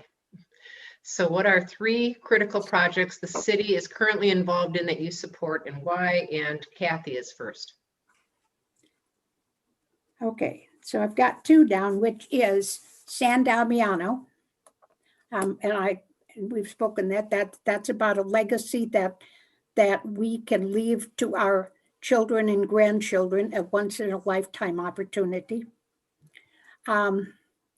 Again, my term is that all people who are in Monona, whether they work here, visit here, or live here, would feel valued and respected. And again, I think that's a legacy our children learn from us, and that's a legacy that we can give our children. I think probably the third thing would be trying to figure out and improve Southtown and the old Shopko building. You know, there is rumor that there may be a tenant for it, but that shopping center is an embarrassment to the city, in my opinion. And I think we need to do something with it. And I think we need to make the landowners who own that building do something with it. Thank you. Nadia, you're next. I think one of the undertakings that was started in 2016 with the past mayor and the current mayor was to assess 100% of the properties, real estate property, whether it's residential or commercial. So that started in 2016 and was supposed to be completed by 2019. Part of that is really, it comes back to that, the E word, equity, is looking at why are there some obvious. So number one, I've conducted my own analyses of both a random sample of population and select properties. And there are some obvious discrepancies as well as irregularities. And basically assessments have to be done in terms and follow a manual. It's a 1,400 page manual. But what is apparent is that some people are benefiting from their position and others are bearing the tax burden. And it is something that, again, I support. Let's get 100% of this assessment done, really look at what permits and consider what assessments mean. They're not looking at necessarily appraisals, but kind of looking at this mass grouping of appraisals, and that the whole point of it is to be fair and equitable in terms of distribution of the tax burden. And secondly is, some more diversity projects in terms of reaching out to, whether we're talking about Nehemiah or again, getting more voices on committees. Thank you. Yeah. Patrick. So I mentioned Southtown before, and again, I have a passionate, history with that neighborhood, with the Lake Point neighborhood, and the work that was done in the Lake Point neighborhood to make it a rainbow neighborhood and a place where people are comfortable from all walks of life living, and all the improvements that have been done in Southtown. And again, just watching the serious lack of attention on behalf of the city of Monona to Southtown has just been sort of appalling. So that's one thing that I think is super important that I think definitely needs attention. But again, Monona government is stale and stagnant. After 40 years in office, it's easy to become comfortable and complacent, and you start becoming a caretaker and not an innovator. And it's going to take innovation to get a lot of these projects done. And San Damiano is on the forefront of everybody's mind right now. And to me, it's not a matter of acquiring it, it's a matter of the process. And again, I'll go back and talk about how the feasibility study that no one has seen recommends raising $12 million for the project. Nancy Moore's business partner recommends raising $12 million for the project. We're talking about $6.6 million right now, so which is it? And in the feasibility study, it also suggested a referendum. And if we had a referendum, then all of the citizens would know about the financial piece behind this purchase and how it's going to affect the tax levy and how it's going to affect Monona government moving on. So transparency is an issue with the city of Monona. Nancy. Thank you. Can you remind me of the question again, Joy? The question was, what are 3 critical projects that the city is currently involved in that you support? Yeah, thank you. Certainly, as I indicated, I want to continue to be a champion in any way, shape, or form over our diversity, equity, and inclusion work, bringing diverse people to the table. I said it from the beginning, if it was a bunch of white people sitting in a room making decisions around this, I didn't want to be a part of it. Which is part of the reason why it was terrific that we had a small, diverse group of individuals that were supporting this from the beginning.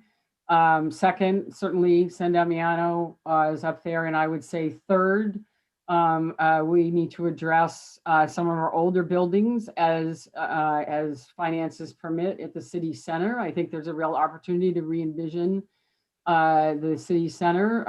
Our police and fire building is over 50 years old. Our community center is over 50 years old. Our pool is over 50 years old. And we've been kicking the can down the road for all of those in terms of of the shape that they're in and what they're costing us as a result of the poor shape that they're in. And so I think there's an opportunity to have a real vision for the city center, and along with a new, hopefully LEED certified public safety building that would also be a priority. Thank you. Doug? So I would say the 3 projects, what was it? Well, What are 3 critical projects the city is currently involved in that you support and why? thanks. So again, purchase and preservation of San Damiano is at the top of my list. And it's not necessarily committing to doing anything else with the property in terms of like building any park facilities, certainly not in consideration in any time in the near future. I think we had an opportunity to present it, and we had very little time to make a decision on that negotiation.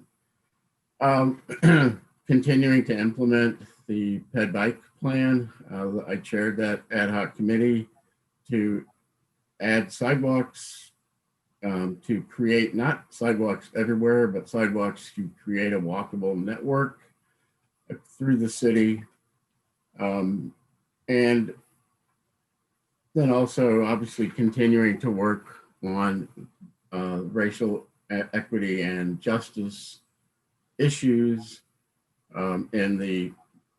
with both the Nehemiah Center and with the ad hoc committee to see what their results are. Thanks. Okay, the next question, we talked a lot about San Damiano, but one more on that. Do you have a vision for the San Damiano property? And if so, what? Nancy? Certainly I have lots of ideas around San Damiano, but I don't have a vision because as far as I'm concerned, the only vision that matters is the community's vision. And the plan currently, since we don't own the property yet, and we're not allowed to be on the property yet in any kind of groups, that's so dictated by the Norbertines. The plan, once we close on the property, is to open it up to the public, because once you experience it, you realize how magical it is, and begin a master planning process for the community, for the property, that would be facilitated by a professional. Not unlike what was just done, in case people are interested. It was a master planning process that was just presented on Vilas Park, that involved a whole bunch of community engagement. And so we're wanting to get that community input and that community engagement right up front in the master planning process, rather than just having the Park and Rec Board kind of do their thing and then show the results to whatever they've done and have people react to it. We want to get the public engagement right up front. And we expect that that process will take about 18 months, that master planning process. Doug, you're next. Well, so certainly, the results of the master planning process are going to inform what the city does. Me personally, I would like to not do a whole lot with it. It obviously needs, some of the shoreline needs to be cleaned up. Some of the trees need to be cleaned up. There are dead trees likely that should come down. We have to make a decision about the house. Is it worth saving, and how much would that cost? And is it worth saving at that cost? But I would like to see it primarily, again, my personal opinion, primarily in a natural state, continue the community gardens, perhaps expand a little bit of the drainage area that's now at what used to be Lake Edge Park, because it's really undersized. But basically, some trails, picnic tables, maybe a simple shelter, and that's about it certainly for the foreseeable future. Thank you. Kathy? Yep. Well, it is The process will be community driven and they will ultimately decide. But for my personal vote, I'm where Doug is. Less is more. It is in my opinion. And I think you clean it up. We clean up the shoreline. Maybe you let some kayaks and canoes go out of there. You have a few picnic tables. You maintain the grass. You take care of the trees, and you let people have a wonderful. They love it the way it is. And nature has done wonderful things, and I doubt that we can improve upon it. Patrick. Lots to talk about public process, but not even a simple survey was sent out to any of the community members in Monona about how they feel about it. It was literally just the council going, hey, let's buy this. Or maybe it was just a couple people on the council going, hey, it would be really nice to purchase this Porsche, even though we've got the budget for like a Chevy Spark right now. So anyway, I'm not opposed to purchasing it at all, and I can't really change the trajectory of it, but I can ensure that the public process is actually a public process and not just who's on the Friends Committee. Who is that? And I have a lot of questions about it, and I'll keep asking questions because that's kind of what I do. I ask questions and then get to a result. But who's on the planning committee? Who's on the steering committee of the Friends group?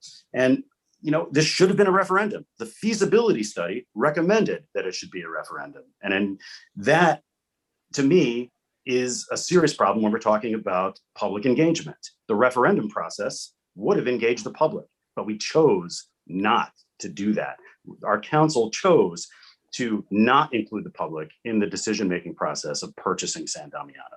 It was literally just the council. Thank you. Nadia.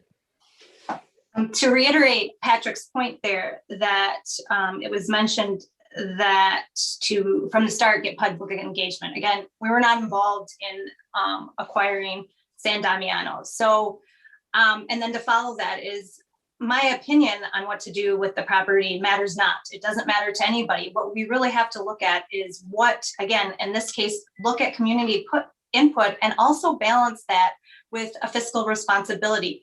What are we going to be paying for this property? Is there a means to be actually creative and open to other discussions about how is there possible for a mixed use where we can generate revenue to keep that maintenance up so that we as taxpayers or really truly the future taxpayers aren't incurring that expense? So at this point, again, we have a great opportunity to be creative, to look to community input, to seek out expertise on how to develop this, how to also stick with grants, because it is a beautiful property that most people aren't going to want to completely redevelop, but we really have to look at multiple perspectives here.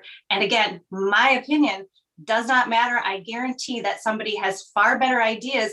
And I could even look at, Holy Name Heights or something, the partnership with Forum. There's so many things out there. I guarantee somebody around here or somebody in this vast interweb can actually provide some interesting, creative, and feasible solutions.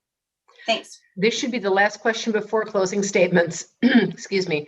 What do you see as the challenges and opportunities for tourism in Monona? First to answer is Kathy. Well, I don't think we have a lot of tourism in Monona because usually you want a place to go. We get people who come to the 4th of July festival. We get people who come to the water.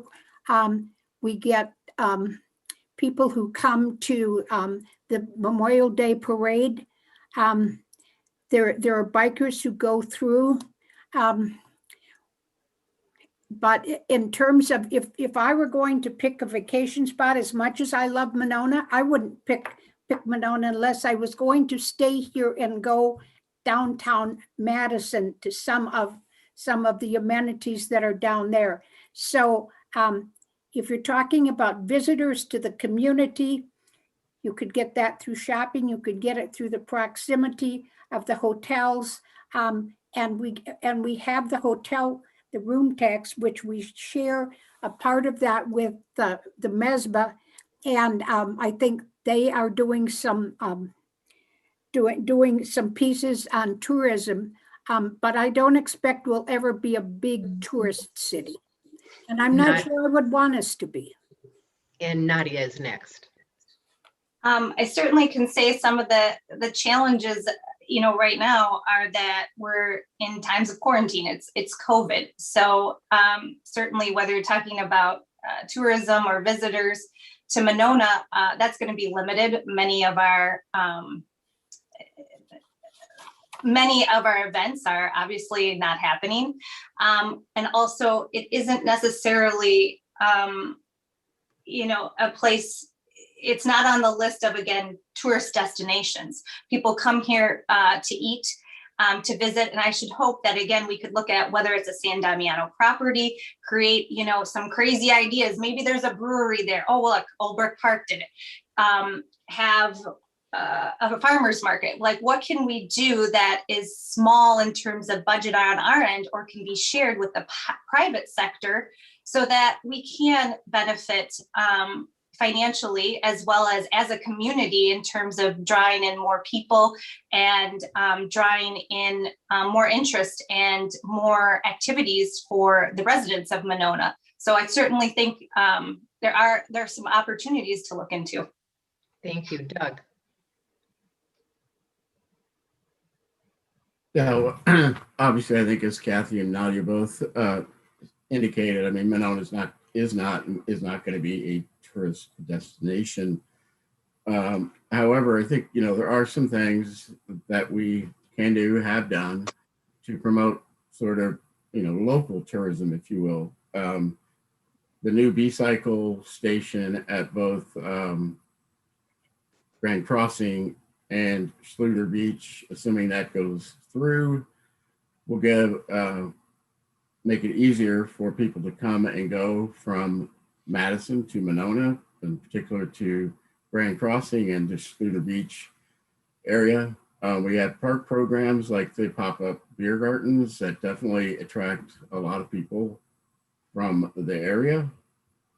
The Grand Crossing skating has done very well, and I think once we're out of COVID, has greater potential there, and I have great faith in Jake Anderson, our park director, to carry that through.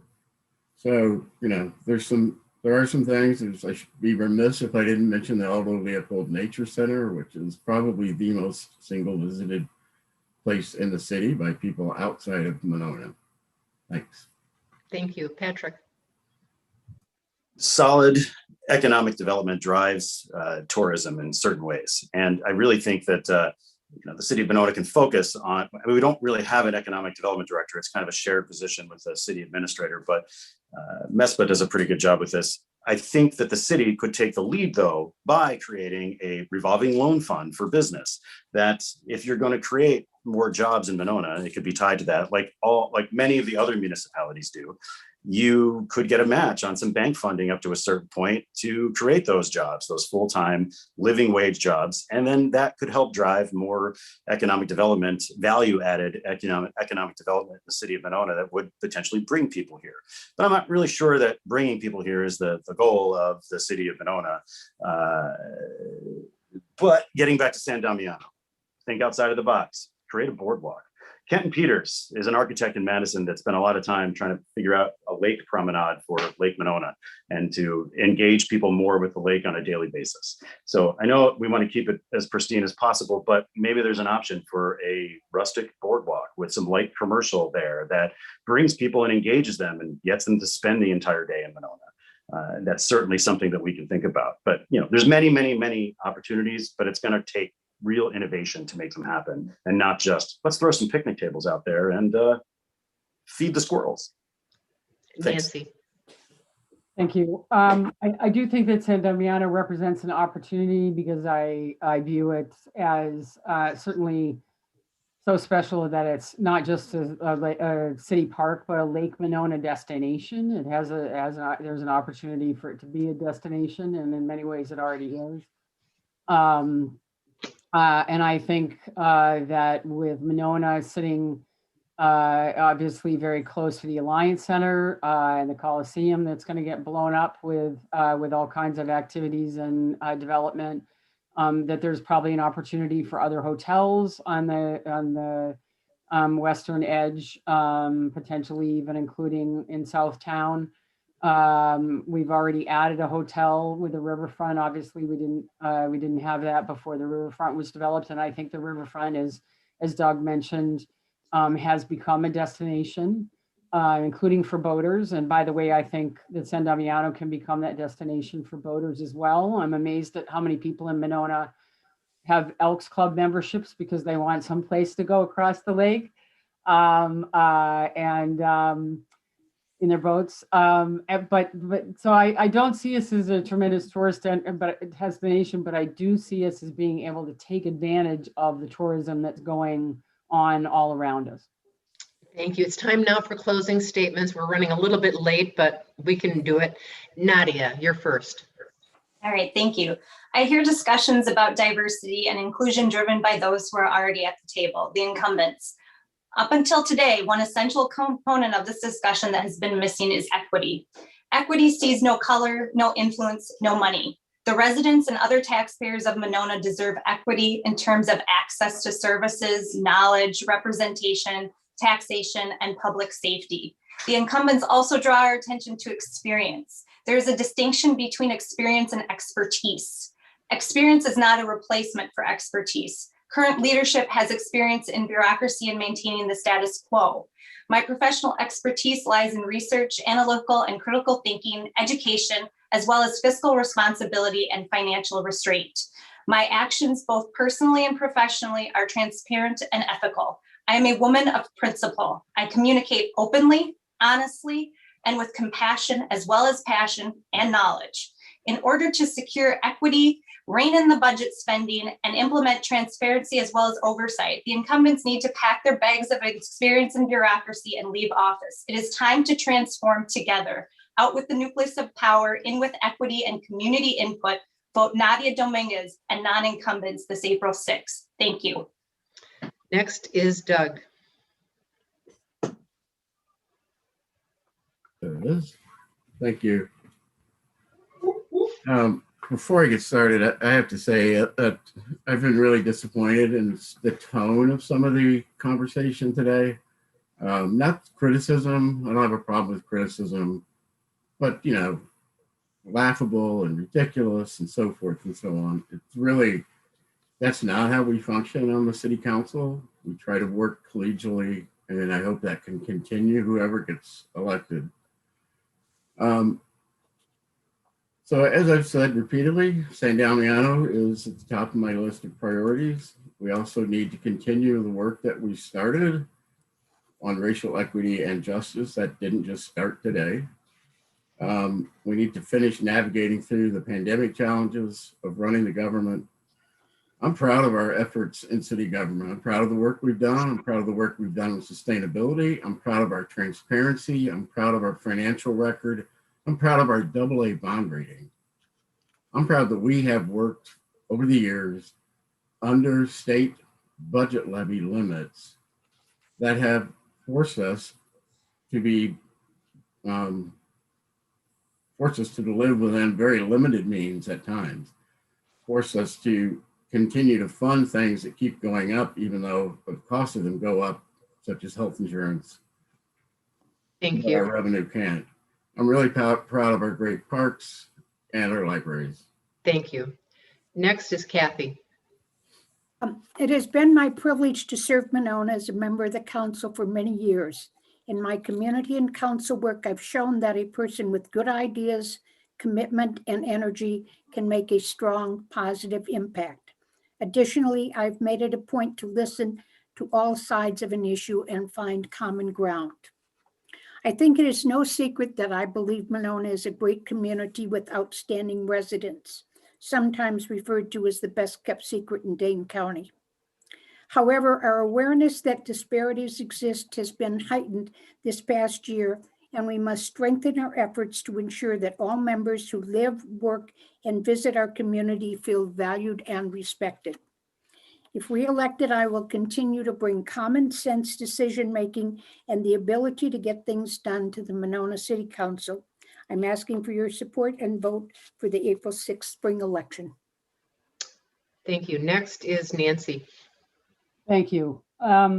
Running, leading, a seemingly small city as an elected official is very time consuming and surprisingly complex. The learning curve is steep, and I've learned so much in the last 4 years. Experience matters. I can't be effective if I don't know how things work. I do after 4 years on the council.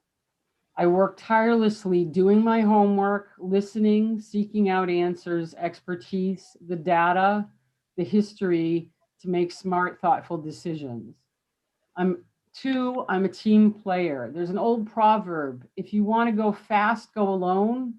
If you want to go far, go together. I want to see Monona go far, and that means going together, being a team player, listening to others' point of view, building collegial relationships. I preach this all the time in my consulting work, helping organizations become high-performing teams, asking not just any question, but the right questions to get things done. And that team includes the community.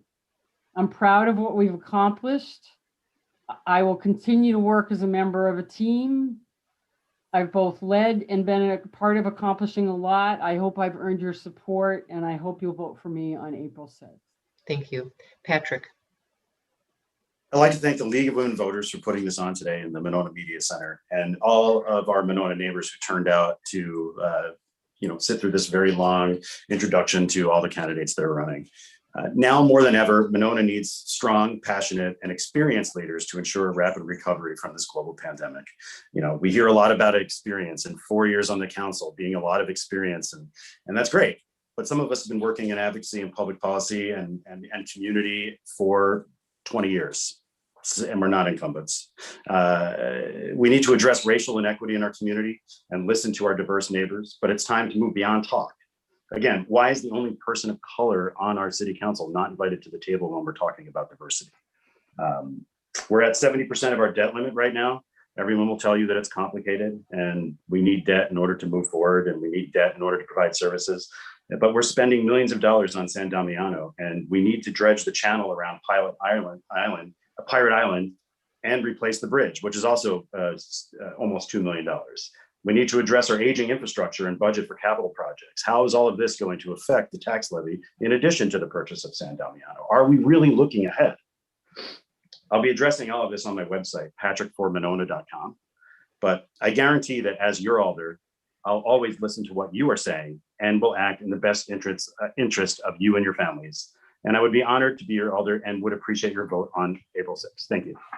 Thank you. Thank you to all of our candidates today. Thanks to the community for participating in this Monona City Council Candidate Forum. The next candidate forum that you can see here will be for the Monona Grove School Board next Saturday afternoon at 1 p.m. On behalf of the Monona Community Media, the Monona Eastside Business Alliance, and the League of Women Voters of Dane County, I'm Joy Cardine. Please make a plan to vote on or before April 6th. Thank you. Thank you. Thank you. Have a good day.